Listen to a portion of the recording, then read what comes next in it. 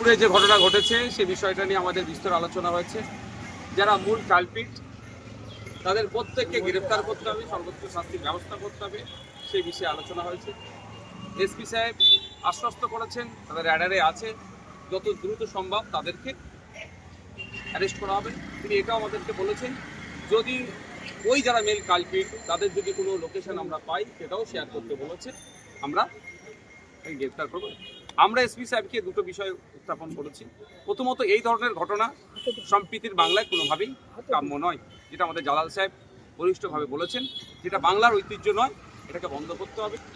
সাথে সাথে আর একটা যেটা আমাদের প্রস্তাব রেখেছি সেটা হচ্ছে যারা মূল ভোটা, যারা প্রতিনিয়ত এই ধরনের ইনসিডেন্ট ঘটিয়ে বেড়াচ্ছে তাদেরকে কোনোভাবে রেহাই দিলে হবে না। আর এর ঘটনা যখন আপনারা একটা ঘটনা নিয়ে এসেছেন তার মধ্যেই আরও একটা ঘটনা ঘটে গেছে সীতাকুণ্ডতে, তারাও এসছেন এখানে স্পেশালি দেখা করতে। ওটা ইনচার্জ ভাই বলেছিল, বিষয়টাই উল্লেখ করেছেন।